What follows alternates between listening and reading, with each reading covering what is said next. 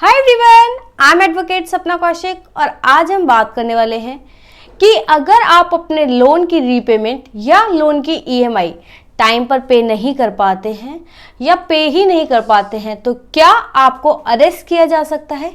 अक्सर लोगों का ये सवाल हमारे पास आता है। आज हम उसको डिस्कस करेंगे, लेकिन उससे पहले एक और इम्पॉर्टेंट बात कि अगर आपने हमारा YouTube चैनल अभी तक सब्सक्राइब नहीं किया है तो प्लीज़ हमारा चैनल सब्सक्राइब कीजिए ताकि हम आपको ऐसे ही लीगल अपडेट्स दे सकें।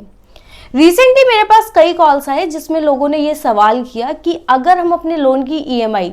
कोरोना की वजह से जॉब जा चुकी है या लॉकडाउन की वजह से जॉब जा चुकी है या किसी और कारण से हम फाइनेंशियल क्राइसिस में हैं और लोन की पेमेंट नहीं कर पा रहे हैं तो क्या हमें पुलिस अरेस्ट कर सकती है। तो आज का वीडियो उन्हीं के लिए है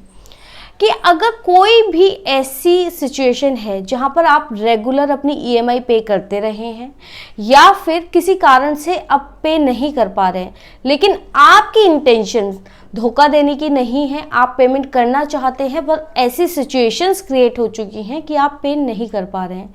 तो आपको सीधे सीधे अरेस्ट नहीं किया जा सकता। कई लोगों का सवाल होता है कि क्या हमें 420 के केस में फंसाया जा सकता है, कि ये कहा जा सकता है कि हमने चीटिंग की है। पहली बात ये कि अगर ट्रांजैक्शन आपने कोई भी ऐसी ट्रांजैक्शन की है जिसमें आपको किसी को पैसे वापस करने हैं या कोई भी ऐसी ट्रांजैक्शन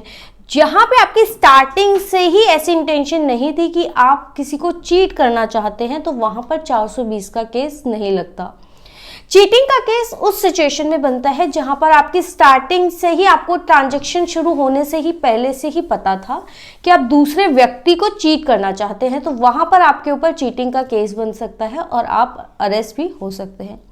इसी तरीके से अगर लोन आपने गलत पेपर्स पे लिया है या आपको पता था आपने लोन के पैसे लिए और उसको किसी और तरीके से डाइवर्ट कर दिया और आपकी इंटेंशन ही थी स्टार्टिंग से कि आप लोन की पेमेंट नहीं करना चाहते थे, लोन रीपे नहीं करना चाहते थे, तो ऐसे केसेस में जहां पर आपने चीटिंग की कोशिश की, जहां पर आपकी स्टार्टिंग से इंटेंशन थी कि आप बैंक को चीट करना चाहते हैं, आपने गलत पेपर्स यूज किए या फिर कोई और किसी तरीके से चीट किया है, तो वहां तो उन केसेस में आपको अरेस्ट किया जा सकता है। अगर आप जेन्युइन हैं, आप लोन टाइम पर पे करते रहे हैं, लेकिन फाइनेंशियल क्राइसिस की वजह से या किसी और बीमारी की वजह से किसी भी कारण से पेमेंट नहीं कर पा रहे हैं, तो आप बैंक को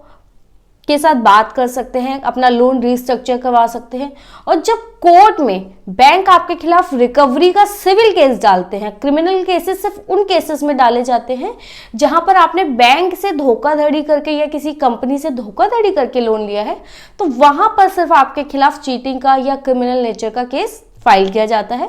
अदरवाइज सारे केसेस में सिविल सूट रिकवरी के लिए फाइल किया जाता है और ऐसे केसेस में ज़्यादातर अरेस्ट नहीं किया जाता। आपको टाइम दे दिया जाता है पेमेंट के लिए और कोर्ट आपसे पूछती है कि आप किस तरीके से उनका लोन रीपे करेंगे, वहाँ पर आप टाइम गेन कर सकते हैं। आपको ऐसे केसेस में अरेस्ट नहीं किया जाता। तो जो लोग अक्सर ये सवाल करते हैं कि लोन की पेमेंट नहीं कर पा रहे हैं, क्या हमारे यहाँ पर पुलिस आ सकती है, हमें अरेस्ट कर सकती है, ज़्यादातर केसेस में ऐसा नहीं होता अनलेस कि आपकी चीटिंग की इंटेंशन स्टार्टिंग से ना रही हो, आपने धोखाधड़ी बैंक या कंपनी के साथ ना की हो।